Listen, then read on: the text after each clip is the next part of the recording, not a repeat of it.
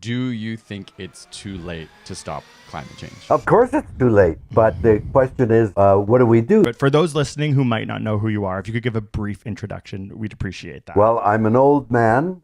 I'm a grandfather of 10 great, wonderful grandchildren, and I'm a retired professor at the University of British Columbia. I'm a geneticist, and I hosted The Nature of Things for 44 years. Do you think it's too late to stop climate change? Oh, it's already happening now. The only thing that we've been fighting against was the question of how much were we going to tolerate. Is it too late? Of course it's too late. But the question is, what do we do? We're in an emergency now. Is capitalism the reason for climate change, in your opinion? And how do we talk about that? Well, climate change is natural, right? It happens depending on how much light is actually, or heat, is kept on the planet. Climate change has allowed life to evolve, because it kind of steadied off the temperature from day to night through the season. So climate change is, as the anti-climate people say, it's natural. It's true.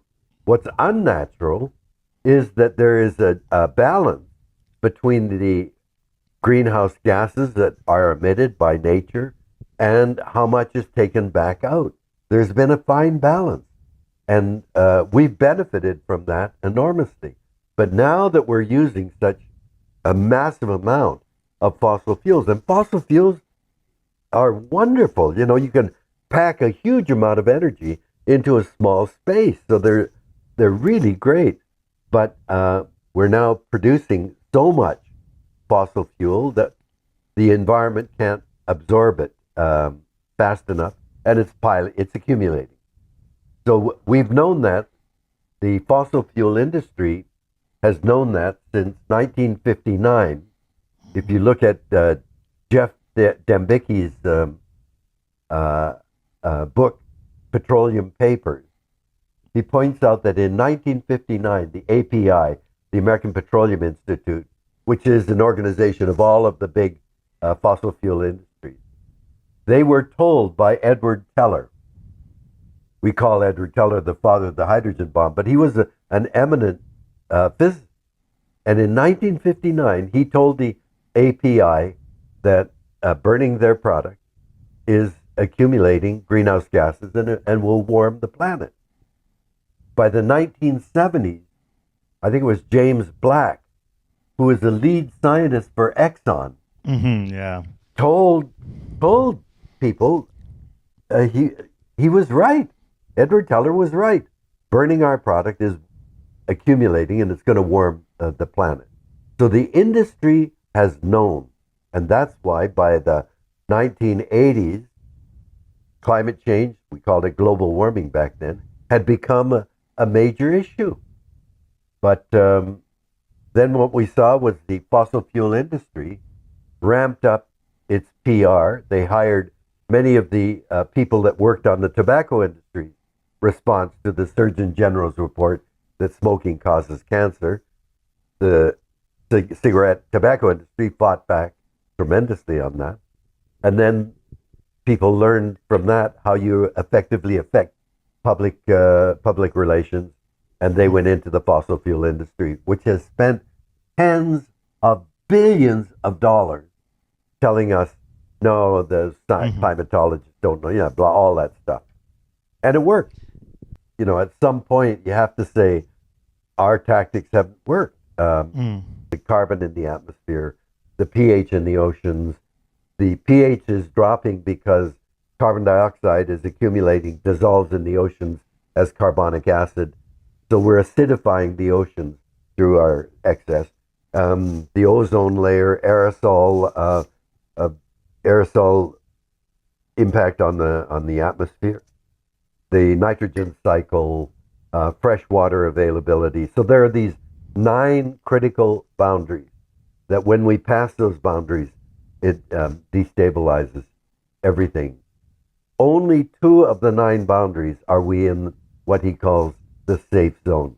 That's aerosol loading and the ozone layer. The ozone layer is an example of what can happen when the Yeah. world treats it in a serious way. No, hope without action is not hope. Yeah. You've got to That- have action because the action says, I believe a different outcome is possible. Otherwise, why would you do it? So action, if you want hope, it's got to be coupled with action. And I know young people are feeling very discouraged. When I first met Greta, the first thing I did was to say, I am so sorry. This should not be your job. The fossil fuel executives are doing what they're meant to do in the capitalist system. That is to make money. The more you make, the better it is. The faster you make it, the better it is. And there's no reciprocity. There's no responsibility. The thing that, I've learned so much from working with indigenous people. They're constantly acknowledging that nature is giving them everything they need to live well, and they thank their creator for that. But there's always reciprocity. They always promise, we will act in a good way to ensure that you can continue to be as generous and abundant as you are. We don't have all this freedom bullshit, like this is one of the problems. There's no reciprocity in the free enterprise system. It's just we got to make money, and they're saying get government off our backs, don't pass all these laws, trust us. But so they don't want government intervention, and yet they will take all kinds of money from government. The hypocrisy in that, like keep government off our backs, but we'll take the money that you're willing to subsidize us with. It's horrifying. But the CEOs of these companies, their job is to make money.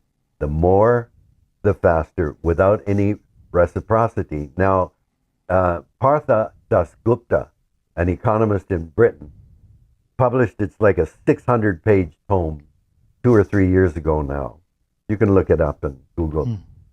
And what he shows is that the economic system that we're now bought into is, it acknowledges or is based on human creativity and human productivity.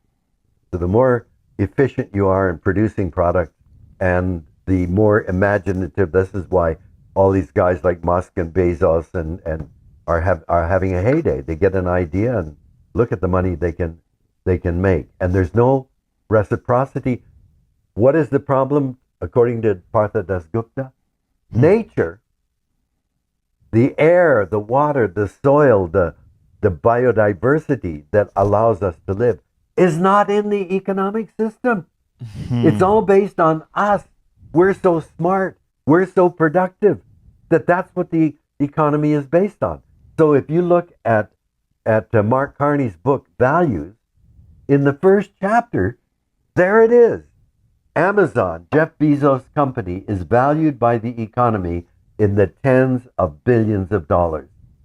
Amazon, the rainforest, the greatest terrestrial ecosystem on the planet, has no economic value until it is logged, mined, dammed, or grows soybeans or cattle or houses. If that isn't a crazy system, and yet we had 10 years of a Harper government where he said, climate change, we can't do anything about that. That's crazy economics. So Harper elevated the economy above the very atmosphere that gives us air to breathe, that gives us weather, climate, and the seasons, and the economy is more important. What the hell? There you have it. The problem with capitalism, with our economic system now, is it's built on exploitation of nature, but nature isn't the foundation on which the economy is based. I mean, the reality is, without nature, you don't have an economy, but nature should be the foundation on which we then build an economy, but it's not. But the other thing is the drive for maximizing profit without any question of, are there no limits? Like, why would the richest person in the world want to have more and want to have fewer and fewer laws regulating how much they've got? I mean, these multi-billionaires have It's more so than fucked up. they and their extended family could spend in 100 lifetimes, and yet they want more. Like, why is that even legal? Look, why haven't we been more effective than we have? When we started our foundation, the issue of the environment was at the top of the agenda. People were very concerned about it, and we said at that time, we're starting the turnaround decade. I gathered a group of people together to say, look, is there already one organization, Greenpeace, Western Canada Wilderness, WWF, is there an organization we should all put our weight behind to get us changing direction? Or do we need yet another organization? Organizations spring up because there's a crisis. But the underlying root causes of our destruction are not addressed. And we keep fighting over and over again. Dams that we fought and stopped in the 1970s are now being built or already built. So what the hell's going on?